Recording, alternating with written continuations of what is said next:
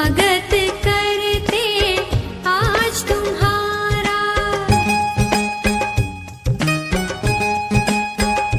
ओ स्वागत करते आज तुम्हारा। आओ आओ है प्रिय मेहमान, मंगल स्वागत है।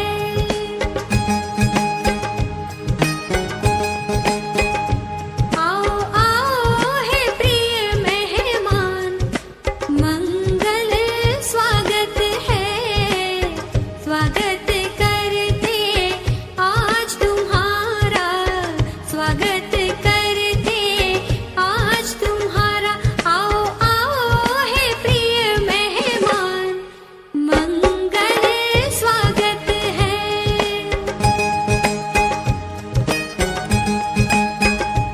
आओ आओ है प्रिय मेहमान, मंगल स्वागत है।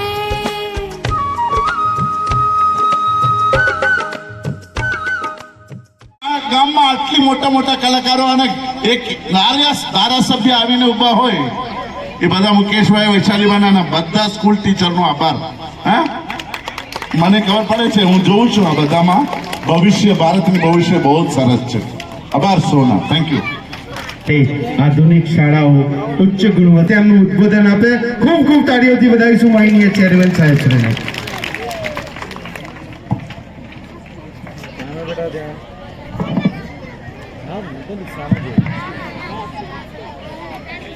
भारत माता की, भारत माता की, वंदे वंदे।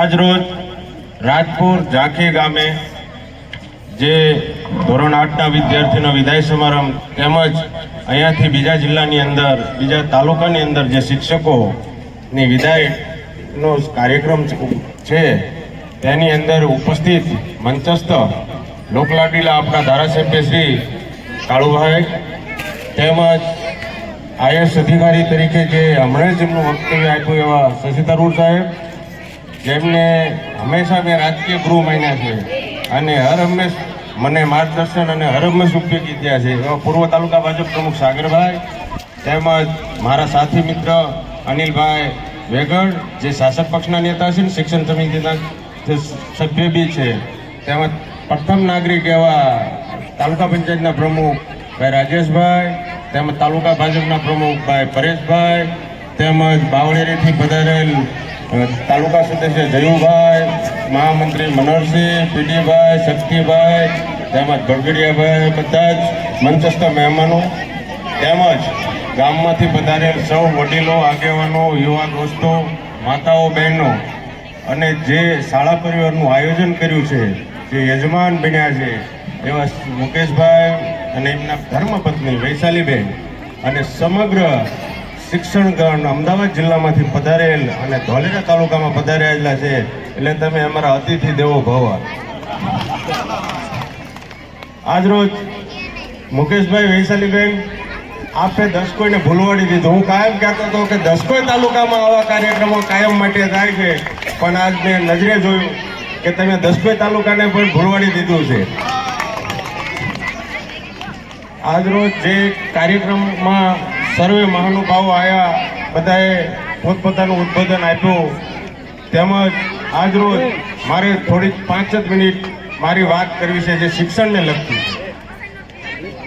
જ્યારે શિક્ષણ સમિતિ અમદાવાદ જિલ્લા પંચાયત અને ગુજરાત સરકારના ઉપક્રમે અત્યારે રઘુવીરભાઈ તમે 1200 ઓરડા કીધા, 1.5 વર્ષની અંદર 800 ઓરડાના કામને ટેન્ડરિંગ પ્રક્રિયાને કામો ચાલુ છે અને ધોલેરા તાલુકાની એક પણ સ્કૂલ ઓરડા વગરની નહીં રહે વંચી 25 વર્ષ સુધીના આયોજન સાથે। તેની અંદર સ્માર્ટ ક્લાસ, સ્માર્ટ રૂમ, તેમજ એની અંદર ડિજિટલ લાઇબ્રેરી, સીસીટીવી કેમેરા, અન્ય સુવિધાઓ જે કંઈ વિદ્યાર્થીઓને ખૂટતી હોય એ ભૌતિક સુવિધાઓ સંપૂર્ણપણે અમદાવાદ જિલ્લાને સંપૂર્ણ પૂરું કરવાનું કામ અમારી જિલ્લા પંચાયત અને ગુજરાત સરકાર કરી રહી છે। તેમજ બીજું પ્રવાસી શિક્ષકોનો મુદ્દો કહું। પ્રવાસી શિક્ષકોનો અનિલ સર વેગડ અમે બંને બેઠા હતા, અમે કીધું અમારા શિક્ષકોની ધોલેરા તાલુકામાં વધારે પડતી ઘટ છે, તો અમે આયોજન કર્યું અને 60 લાખ રૂપિયાની પ્રવાસી શિક્ષકોની જોગવાઈ કરી અને ધોલેરા તાલુકાની અંદર દરેક ગામની અંદર જે શિક્ષકોની ઘટ હતી એની માટે અત્યારે 31 તારીખ સુધીના દરેક પ્રવાસી શિક્ષકોના પગાર ચૂકવણા કરાવરાઈ અને અમે સ્વભંડોળમાંથી આ ખર્ચો કરેલ છે. તેમજ આજે જે મકાન પેશગી અને વાહન પેશગીના તમે બધા સાક્ષી છો. કાલ લઈને પરમ દિવસે જ આપણે કાર્યક્રમ કર્યો પંચાયતી રાજ દિવસના દિવસે, ત્યારે 18,95,124 શિક્ષકો જે વર્ષોથી પ્રતીક્ષા કરતા હતા મારા સપનાનું ઘર બને, એ માટે તેમને કોઈ પણ વચ્ચે લીધા વગર ડાયરેક્ટ હેન્ડ ટુ હેન્ડ 18,95,00,000ના ચેક અમદાવાદ જિલ્લા પંચાયત શિક્ષણ સમિતિ દ્વારા આપવામાં આવેલ છે. તેમજ 482 શિક્ષકોને તેમના ઓનલાઈન લગભગ 45 કરોડ રૂપિયા જે મકાન પેશગી અને વાહન પેશગીના છે એમને ઓનલાઈન એમના ડાયરેક્ટ એકાઉન્ટમાં ઝીરો પારદર્શક વહીવટ સાથે એમના ખાતામાં ટ્રાન્સફર કરવામાં આવેલ છે અને એની અંદર લડેલભાઈની મહત્વની ભૂમિકા છે. આ લડેલભાઈને હું યાદ કરું છું. તેમજ આજે આપણે જે ભેગા થયા છીએ ત્યારે આપણે રઘુવીરભાઈએ કીધું અને મુકેશભાઈએ કીધું એમ કે આ ગામની અંદર CETની અંદર શિષ્યવૃત્તિનો લાભ મળવા માટે 6 વિદ્યાર્થી આ સ્કૂલમાંથી છે. આપણે એની માટે મિશન પારમિતા લોન્ચ કર્યું અને ગરીબ દૂરના બાળકોને એ વિડીયો દ્વારા એને શિષ્યવૃત્તિના લાભો કેવી રીતે રહે અને વંચિત ના રહે એ માટે આપણે આયોજન કર્યું અને એનાથી વિદ્યાર્થીઓમાં ઉત્કર્ષા જાગી અને વિદ્યાર્થીઓએ મોટે પક્ષે ભાગ લીધો અને અત્યારે એનું ઉદાહરણ આ 6 વિદ્યાર્થીઓ છે. તેમજ આપણે વાંચન સંકલ્પ યાત્રા કાઢી ઉબડથલથી શરૂઆત કરી. મારો ધ્યેય એ તો ઇતર વાંચન જરૂરી છે. પુસ્તક વાંચન તો સ્કૂલમાં શિક્ષક આપ બધા ભણાવો જ છો, પણ જ્યારે સાહેબશ્રી છે એમનું ક્લાસ 1 કે ક્લાસ 2 કે IAS અધિકારીની જ્યારે GPSC કે UPSC પાસ કરવાની હોય ત્યારે ઇતર વાંચનનું જ્ઞાન અતિ મહત્વપૂર્ણ બની જતું હોય છે. તે માટે મેં વાંચન સંપર્ક યાત્રા કાઢી અને વિદ્યાર્થીઓને શિક્ષકો દ્વારા કહેવાયું કે દરરોજ 30 મિનિટ ઇતર વાંચન કરે. એની માટે લાઇબ્રેરી પુસ્તકાલય જે કંઈ ખોલવા પડે એની માટે અમે જિલ્લા પંચાયત કટિબંધ છે, પ્રતિબંધ છે. તેમજ શિક્ષકોના હિતની વાત હોય કે એમના હકની વાત હોય તો અમદાવાદ જિલ્લા શિક્ષણ સમિતિ કોઈનો સંપર્ક ના કરશો. ત્યાં DPO શ્રી બેસે છે, શિક્ષણ સમિતિના સભ્યો છે, શિક્ષણ સમિતિના ચેરમેન છે, અમારો કર્મચારીગણ છે. તમને 1% તમારા સેવાપોથીના લાભો હોય, મકાન પેશગીના હોય કે તમારે વાહન પેશગીના લાભો હોય કે તમારા GPFના એકાઉન્ટ ખોલાવવાના લાભો હોય કે રિટાયરમેન્ટ વય નિવૃત્તિ માટે જ્યારે તમે રિટાયરમેન્ટ થાવ એનું પણ રઘુવીરભાઈ આજે હું માંડેલ હતો ત્યારે એક વય નિવૃત્ત શિક્ષકનો વિદાય સમારંભ હતો અને 85 લાખના ખર્ચે અમે હાર્દિકભાઈ પટેલને બધા સાથે હતા. ત્યારે મેં જાહેરાત કરી કે આ 31 જે શિક્ષકો રિટાયર થાય એની માટે આપણે એક જિલ્લાનો આખો સમગ્ર એમને સન્માનિત કરી અને વય નિવૃત્તિના લાભો સ્થળ ઉપર જ આપી દેવાની આપણે ઘોષણા કરી છે. આજ અમદાવાદ જિલ્લા પંચાયત શિક્ષણ સમિતિ આપણે ડોક્યુમેન્ટરી જોઈએ છે. એની ઉપર મેં 200થી વધુ સ્કૂલોની વિઝિટ કરી. એના માટે શું કે ભાઈ ત્યાં ગામોની અંદર કોઈને SMC કમિટી સાથે સંકલન નથી હોતું, કોઈ સરપંચ સાથે સંકલન નથી હોતું. એને સંકલન અને સુમેલ કરાવી અને શિક્ષકોની સાથે અડીખમ ઊભા રહી શિક્ષકોનો પ્રશ્ન હશે ત્યાં અમદાવાદ જિલ્લા શિક્ષણ સમિતિ ખડે પગે ઊભી રહેવા માગે છે.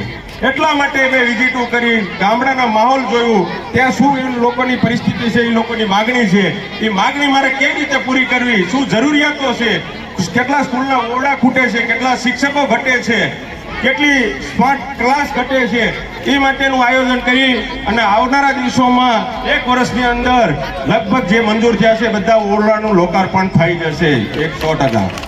આટલી વાતને હું બસ આજે તમે બધાએ મુકેશભાઈ તેમજ શાળા પરિવારે અમને ગામજનોએ બોલાયા અને અમારું માન સન્માન સત્કાર સમારંભ કર્યો એ બદલ રાજપુર ઝાંખીના ગામને હું દિલગીર સાથે કહું છું કે ના ભૂતો ના ભવિષ્યથી આવું સન્માન કરવા બદલ હું આપનો સૌનો ઋણી છું હર હંમેશ રહી, અને જ્યાં પણ જરૂરિયાત પડે તે તમારી જરૂરિયાતને વાચા આપવા માટે હું બંધાયેલો છું. ભારત માતા કી જય. અસ્તુ. વંદે માતરમ. સર માફી ચાહું છું, આપે જે 45 લાખનો પ્રોજેક્ટ રજૂ કર્યો છે એ આ ગ્રામજનોને ધોલેરાને ખ્યાલ આવવો જોઈએ.